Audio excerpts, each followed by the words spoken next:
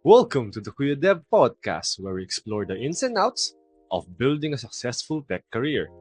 My name is Rem, your Kuya Dev, and I'm excited to have you join me for this episode. Whether you're just starting on your career, looking to shift careers into tech, or hoping to grow more as a tech professional, this podcast is for you. Thank you for tuning in, and together, let's enjoy the episode.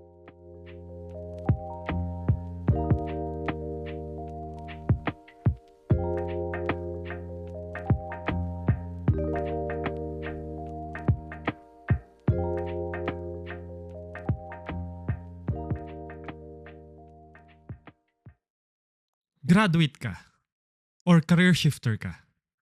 Tapos, naghahanap ka ng una mong trabaho sa tech industry. So, sa paghahanap mo ng trabaho, punta ka ng JobStreet, LinkedIn, Indeed, ano makikita mo?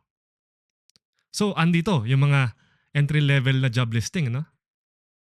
Pero, despite all you've learned in college or while you were self-studying as a career shifter, kitang-kita mo ngayon na parang, oh my God, kailangan nila ng 1 to 2 years experience. So paano yun? Entry-level na job. Pero nangangailangan ng experience. Di ba parang, paano ka makakuha ngayon ng experience kung yung mga entry-level na trabaho hindi tumatanggap ng applicants na may experience? Huwag kayong matakot. So, may paraan nga ba na makakuha tayo ng experience kahit na hindi tayo nagkakatrabaho? You know, guys, yung mga recruiters and companies, although they put their experience, it doesn't necessarily mean na you have to have years na nagtrabaho ka. It just means for most of the listings out there, no? Hindi lahat. Yung iba kasi nakafocus pa rin dun sa years of experience. Mamaya, discuss natin kung bakit pangit yon. Pero, it's just representative na you have the skills to do the job. Kasi, karamihan ng mga companies na naghahanap ng entry level, mga junior developers, junior data scientists, junior cybersecurity professionals, karamihan ng mga naghahanap ng ganyan na may kaakibat na 1 to 2 years experience. Ang ibig sabihin lang nun, they don't have the resources to train you. Parang, meron silang baseline na skills na gustong meron ka bago ka makapasok sa kanila. So, is there a way na makakuha ng experience without actually getting experience? No?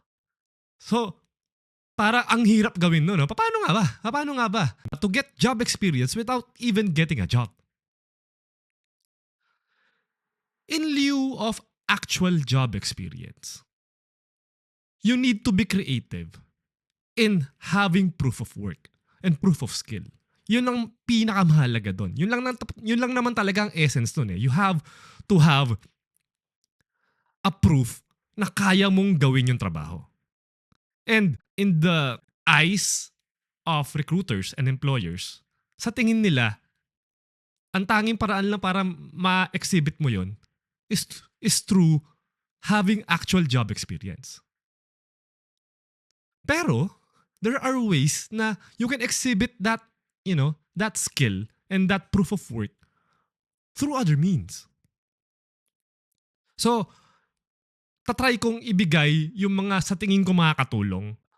Of course, no? And for sure, there are other ways to do this. Hindi lang yung mga sinasabi ko. There are other creative ways you could do this. Pero, bigay lang natin yung, sa tingin ko, yung mga alam ko, yung mga aware ako na ways on how you can do that. How you could build proof of work and proof of skill in lieu of job experience. Of course, you could try, yung mga obvious ways is to maybe try freelancing, no? May mga freelancing sites tayo dyan like freelancer.com, ano yung isa? Nakalimutan ko yung isa eh. Na you could try applying to a couple of jobs, couple of tasks para lang magkaroon ka ng something in your resume na ginawa mo to. No? You had exhibited na, teka, nagawa ko to eh. I could perform this task and I was paid to do it. So that's one of the obvious ways. Another is to volunteer for nonprofit organizations. There are actual platforms that can help you find volunteer opportunities. One of these na sinalihan ko, tinry ko, is Omdena, OMDENA.org ba yun? .org. Basta hanapin nyo Omdena. If you're a data scientist or a data professional aspirant, isa ito sa mga magandang volunteer and non-profit driven na mga organizations na pwede nyo salihan and can give you insights on how to work in data projects. I'm sure there are platforms like this for web development and cybersecurity. So you just have to be creative and be resourceful. No, I can't really give you these resources myself kasi hindi naman ako naghahanap personally ng ganon. So I could just give you an idea na pwede nyong hanapin on Google and even Facebook. May mga communities yan. Marami kayong makikita. And to actually volunteer, no? Nakakatulong ka na sa community, nakakatulong ka na sa society, and you still, get to build your experience and your skills. And matututo ka sa mga taong makikilala mo during that process in these organizations, in these communities. Marami rin ako nakilala doon na mga nakatulong sa akin in terms of trying to understand how the data process is being done. And how, kasi yung project namin doon, more on mapping. So medyo natuto rin ako about geographic technologies na pwede natin gamitin para makabuo ng mapping and to visualize data using maps. There's a term for that I forget. Di ko na lang matandaan ko, nabablanko yung utak ko. But dun lang, di ba, yung mga bagay na gano'n na-expose ako. Kung di ko ginawa yun, kung di ako nag-volunteer sa Omdena, hindi ako ma-expose. So that's another way for you to build not only your skills and get you exposed to technologies and practices in that certain field, but also to grow your network. Another one is to actually find an open source project. Yung medyo may interest ka. Kunwari, ikaw, you want to learn React. Baka pwede kang humanap ng mga React library dyan na pwede kang tumulong. Pwede kang tumulong siguro, saan ba? Yung mga uso ngayon na state management libraries. Like Jotai, or even, Redux Toolkit. Baka pwede kang tumulong doon, I mean, I get it, medyo nakaka-overwhelm din minsan kasi nakakatakot kasi these are large projects that are being used by thousands, tens of thousands of people, even hundreds of thousands of people. So, paano ko nga ba makakapasok? So, these open source projects, they usually have beginner-friendly na tasks and issues na pwede mong tumulong. I know some people na tumulong sa open source, nag-start lang sila by, helping clean up documentation, helping out in actually writing documents for that particular project. Kasi since this is community-driven, these open source projects are built by the community, may mga times na walang gumagalaw sa documentation. So, isa to sa mga low-hanging fruit na pwede nyong pasukan. Magsimula kayo sa documentation. Then eventually, habang nagigets nyo na yung code base, yung flow ng application, pwede nyong mag-venture out to other more impactful tasks na pwede rin kayo makapag-create ng relationship dun sa maintainers ng project kasi nakikita nila, uy, sipag dito contribute to Then eventually, baka mapapansin kayo and maybe they would reach out to you and say to you, baka gusto mong tumulong dito. There's no one actually working on this problem, on this issue. Baka you would be willing or interested in actually helping out to solve this. Tapos baka, I don't know, di ba? Baka maging mentor nyo sila or it could lead to actual job opportunities. Again, I personally know someone who has actually done this na tumulong siya talagang sobrang obsessed niya dun sa project. Tumulong siya Nung nga, nagsimula siya sa documentation, eventually, nag-venture siya sa ibang mas mahirap na mga tasks. Then eventually, hinire siya nung open source company na yun. No? Kasi some of these open source projects have for-profit na projects or business that is built around that open source software. So, they need that para syempre ma-maintain nila yung project na yun kasi hindi naman pwedeng parati na lang libre, di ba? Kailangan din nilang kumita. So, na-hire siya doon. Ano? Pinadalan siya ng laptop.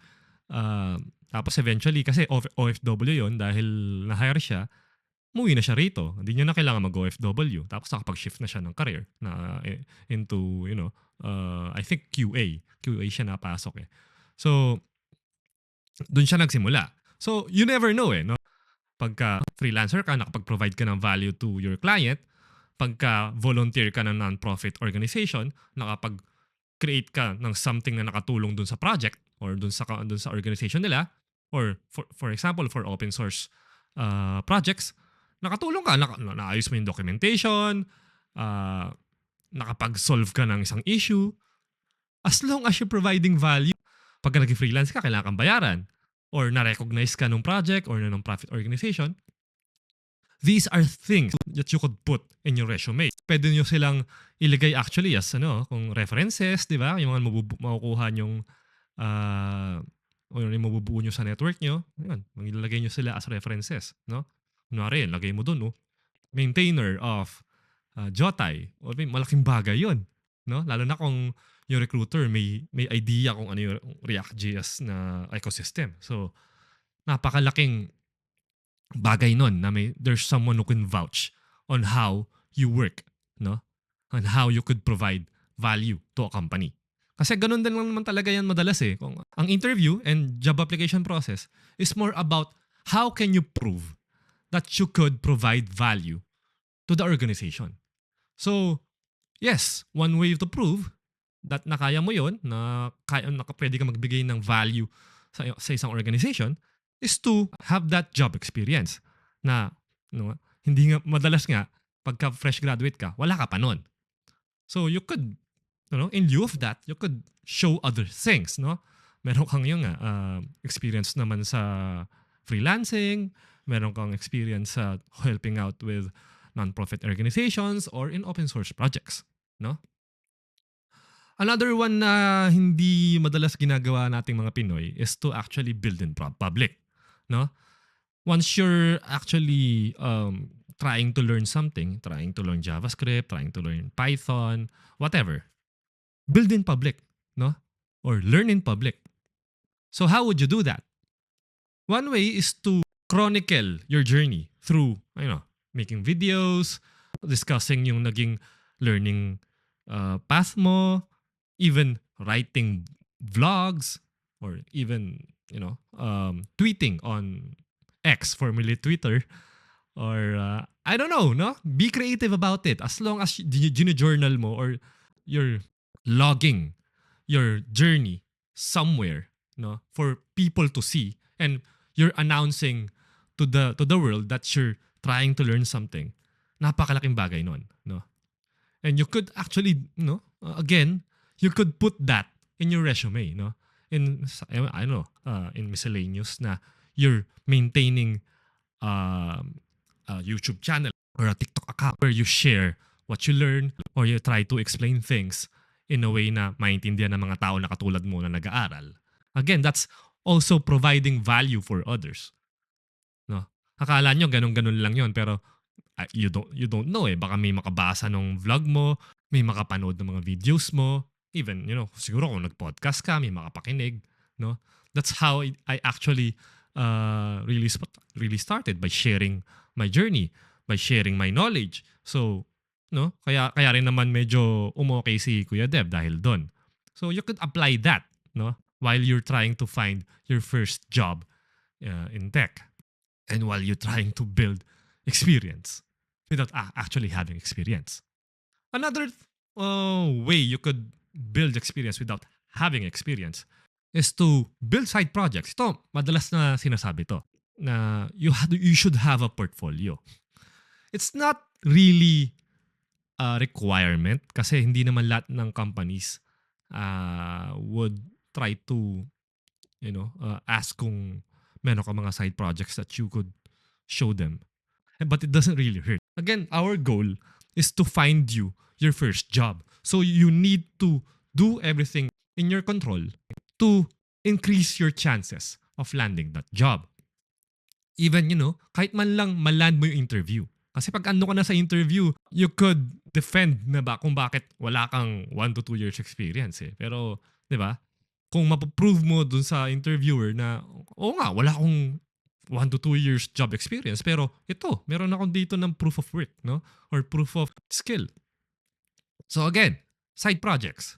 At hindi yung mga projects na nasa tutorial lang. Kasi we are in an era na halos lahat ng nag-aaral ng mga technologies, halos pare-pareho kayo ngayon ng project. Mga to-do list, ano bang mga usual na project dyan. Yung capstone nga madalas sa college is yung mga inventory management system. Pero usual kasi yun eh. Huwag kayong bumuo ng nung madalas na. Oo, okay yan. At least kung may ganun kang project, at least by bare minimum, pwede mong ilagay yon. Yun yung naging capstone mo or something. But, again, be creative. You need to find something that will make you unique and stand out among other applicants. So, find something that interests you, no? Or find something na parang personal problem mo, di ba? Ito, I think I shared this in other videos na dati, habang nag-aaral ako, I was really frustrated na sa Facebook, there's no way to speed up videos. So, personally, bumuo ako ng Chrome extension or browser extension that would allow me to control videos on Facebook and pwede kong gawing times 2, times 1.5, depende dun sa video, na would help me na panuorin yung mga YouTube videos na mas mabilis para mas maximize ko yung oras ko. Kasi pag nanonood ako sa YouTube, madalas naka 1.5 at saka 2x ako na speed eh. Kasi sayang yung oras kung naka 1x lang yun. Kung kaya ko naman maintindihan yung video, even though binilisan ko siya, mas okay yun. And even if I take courses on Udemy and Coursera, madalas binibilisan ko 1.5 at least, or kung kaya 2 times, no? 2 times na speed.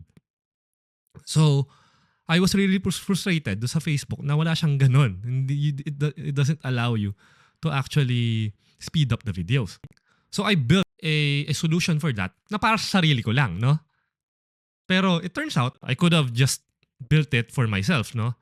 But sabi ko, sige, open source ko. First, andun yun sa repository ko kung gusto nyo tingnan. Or dun sa GitHub account ko, may repository doon nung project ko. Pero pinublish ko siya sa Chrome Web Store for everyone to download. Para makatulong, no? I don't know, baka may people na out there na nahihirapan din, may similar problem. So simple lang yung problem ko, no? Ganun lang na naiinis lang ako na hindi ko na control yung speed ng video sa Facebook. So I uploaded that, I published that as an official Chrome extension. And lo and behold, months after, no? Umabot at one point na 10,000 users ang gumagamit ng project ko. So, ano na agad yun? Unfair advantage yun in terms of, my portfolio. Kasi people usually, or developers usually, although they have this portfolio, usually lang siya, andun lang, walang gumagamit. But yung project ko na yun, ang daming gumagamit, which means na I have exhibited my problem-solving skills. And not only that, I have exhibited na kaya kong bumuo ng Chrome extension. So, for the longest time, nandun sa resume ko yon na, ito, may project akong ganito, and not everyone can do this, na bumuo ng project that people are actually using. And it's open source, no? Unfortunately, yung Chrome extension na yon had to be taken down kasi may IP issues eh. Kasi I used the name of Facebook. The name of the project kasi is Facebook Speed Controller ba yan? Facebook Video Speed Controller. Yun yung name ng project eh. So, napansin siya ng Facebook tapos pina-take down. No? So, pwede ko naman palitan yung pangalan kaso hindi ko na siya ma-maintain kasi wala na ako oras, no? And I moved on kasi may mga other tools naman, other extensions na pwedeng gamitin that does the same thing. So, ganun na lang yung ginawa ko. Gumamit na lang ako ng may extension. But the project is still there on my GitHub. Kung gusto nyong ituloy, kayo bahala, di ba? Or kung gusto nyong aralin kung ano yung ginawa ko doon. Sobrang simple lang yung ginawa ko ron, ha? Sobrang simple lang. Hindi siya yung tipong sobrang complex na project. But, yun nga, it exhibited my skills, my problem-solving skills, and my JavaScript skills. Na inaral ko yon. So, it was part of my portfolio. So, if you could think of a project like that would solve your own problems, no? And malay nyo, there are other people who share the same problems. Malaking advantage yun in terms of exhibiting yung experience, no? Or in lieu of having a job experience. So, yun, siguro, those, I don't know, 4, 5 tips, no, 4, 5 ways na mga pwede nating i-share sa inyo na makakatulong, no? In terms of building a skill or proof of work or proof of skill in lieu of job experience, no? So, be creative. And kanina, di ba, sinabi ko na hindi dapat nakafocus tayong mga recruiters, tayong mga employers sa years of experience. Kasi, again, although sabihin natin may 2 applicant, pareho silang may 2 years experience. Pero yung experience nung isa will not be the same or will not be equivalent with the experience of another applicant. Those 2 years, kunwari, itong 2 years na to nanggaling sa, sabihin natin Google, no? Sabihin natin yung first applicant, may 2 years na experience niya sa Google. Versus sabihin natin si second applicant, yung 2 years experience niya, ano lang, some unknown company, no? Some unknown company, some unknown startup. So, ano yung mas mabigat na experience? Siyempre, yun ang galing ng Google, di ba? So, years of experience is not actually a good measure of someone's skill set and someone's ability to actually perform the work and their expertise. Yung first applicant, sabi natin, 6 months lang siya sa Google versus 2 years from some unknown company. Yung 6 months of experience sa Google, mas mabigat pa rin yun. At least on paper, no? Kung titignan mo lang side by side yung resume nila, mas gugustuhin mo yung may 6 months na Google experience versus 2 years from some unknown company, no? So, instead of looking at years of experience, I'd rather look at the quality of the experience. Doon pa sa 2 years of experience niya, gaano ba ka-rich yung naging skill set na nabuo niya? No? Gaano ba ka-diverse yung naging experience niya? Did he develop a deep expertise o parang patalon-talon siya ng project, no? From Python, napunta siya sa JavaScript, napunta sa Java, bigla siya naging project manager. So, these are things na personally I look into. Does this make sense? Does this person actually fit the things that we are looking for? No. Kasi what is the quality of experience that I'm looking for? Na sa tingin ko, pasok sa team ko. So, that's why, as an applicant, hindi nyo rin dapat tinitingnan yun. No? Hindi kayo masyadong matatakot. No? Naghahanap ng 1 to 2 years experience. Yes, no?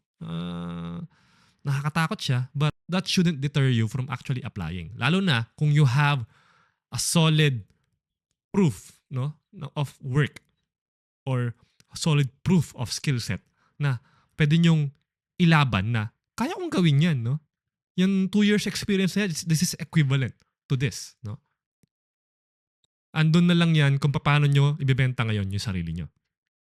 Thank you for joining me for another episode of the Kuya Dev Podcast.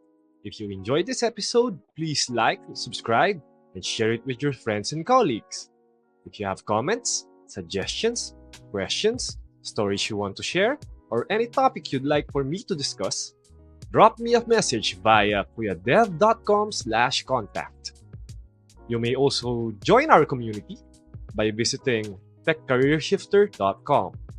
Until next time, keep learning, growing, and chasing your dreams. Thank you again for listening, and I'll see you in the next episode.